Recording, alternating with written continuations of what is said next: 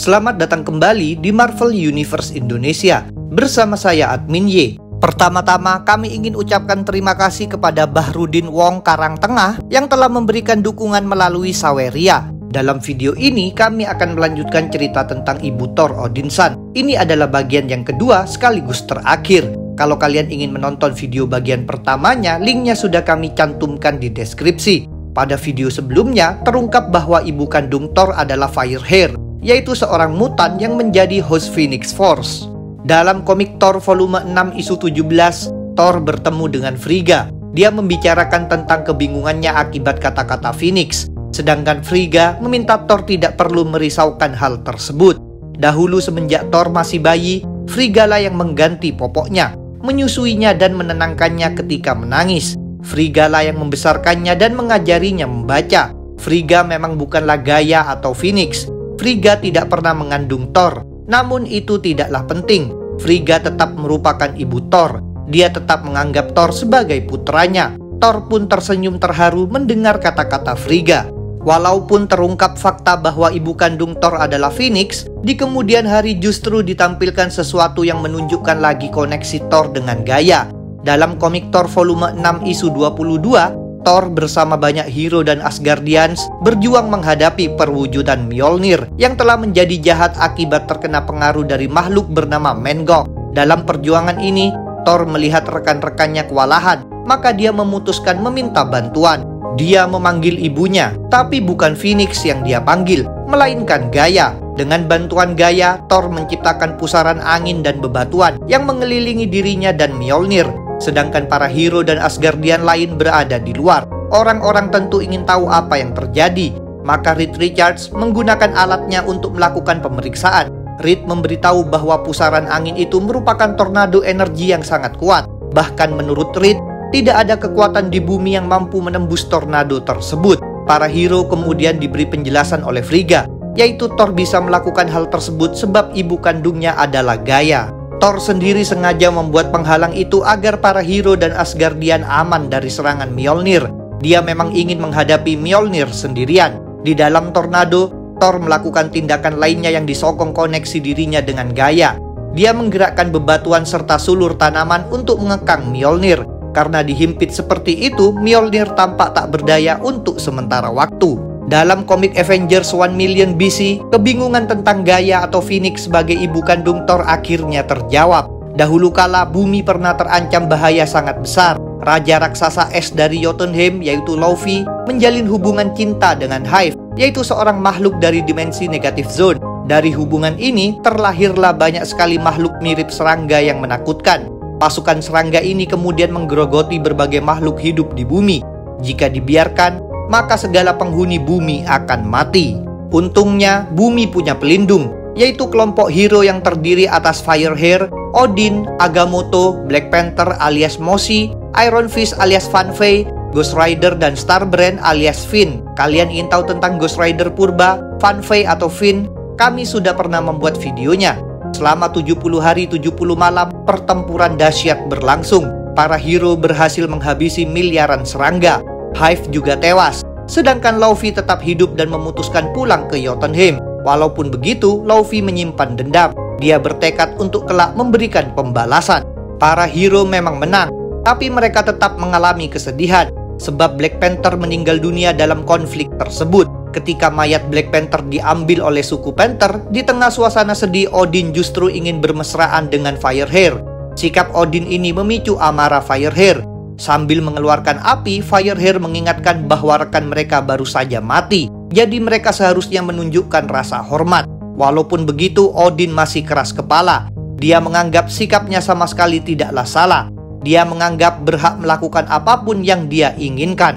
Suatu hari Odin memanggil rekan-rekannya untuk datang ke Asgard. Odin bilang sedang ada masalah besar. Para hero tentu menanggapi panggilan Odin dengan serius. Mereka cemas ada bahaya. Jadi mereka bergegas berdatangan ke Asgard. Meskipun begitu, setelah para hero berkumpul, Odin justru mengungkapkan bahwa sebenarnya sama sekali tidak ada bahaya. Dia memanggil mereka semua dalam rangka pernikahan dirinya dengan Firehair. Odin bahkan sudah menyiapkan penghulu, dekorasi dan para tamu Asgardian. Sedangkan Firehair justru sangat terkejut, sebab segala persiapan ini dilakukan tanpa seizinnya. Perbuatan Odin memicu amarah Firehair, yang langsung saja menampar dan memarahinya. Sedangkan Odin sendiri hanya bisa merasa kebingungan atas sikap Firehair. Ujung-ujungnya Firehair memilih terbang pergi meninggalkan Asgard. Firehair melesat menuju orbit. Dia sempat terpikir untuk menjelajahi angkasa dan berhenti mengurusi bumi. Walaupun begitu, Firehair menyadari bahwa bumi masih butuh perlindungannya. Maka dia membatalkan niatnya dan kembali ke bumi. Sementara itu, peristiwa di Asgard merusak hubungan para hero. Odin dan Firehair tidak mau bertemu lagi. Sedangkan kelompok mereka akhirnya bubar. Mereka tidak pernah berjuang bersama lagi. Para hero berpisah jalan dan berfokus menjalani kehidupan masing-masing. Karena tak bisa menikahi Firehair, Odin berusaha mendekati berbagai dewi termasuk Gaia. Ketika Gaia belum mengambil keputusan apakah menerima Odin atau tidak, dia didatangi oleh Firehair. Mereka berdua pun mengobrol. Firehair meminta Gaia menjadi pasangan Odin. Firehair mengaku dirinya dan Phoenix tidak cocok menjadi istri ataupun ibu. Dia ingin menjelajahi angkasa, namun dia ingin terlebih dulu memastikan bahwa bumi punya pelindung. Firehair yakin anak Odin dan Gaia nantinya akan menjadi pelindung tersebut. Sebenarnya Gaia tadinya tidak mau menerima permintaan Odin. Walaupun begitu, berkat kata-kata Firehair, Gaia bersedia berubah pikiran. Dia mengaku bersedia menjalin hubungan dengan Odin. Selain itu, Gaia menegaskan bahwa Firehair juga dianggap sebagai ibu anaknya kelak. Pada akhirnya, mereka pun berpelukan dengan bahagia. Selanjutnya, Gaia bersama Odin melaksanakan aktivitas netnot njot, sehingga Gaia hamil. Pada suatu malam di sebuah gua, Gaia mulai menjalani proses melahirkan. Proses ini membuat para hero berkumpul kembali. Gaia ditemani oleh Iron Fist dan Agamotto, sedangkan di luar ada Odin bersama Ghost Rider dan Starbrand. Para hero bisa merasakan ada bahaya yang sedang mengincar bayi Gaia. Benar saja, tiba-tiba muncul Laufey sang raksasa es bersama para bawahannya. Laufey datang untuk membalas dendam.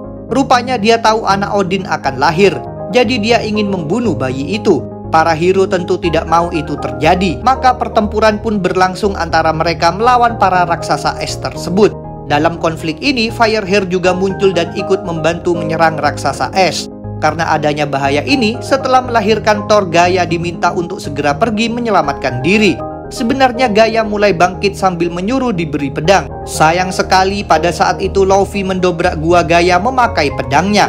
Iron Fist sempat menahan pedang tersebut, namun upayanya tidak terlalu berhasil. Sedikit bagian pedang itu tetap mampu melukai Thor.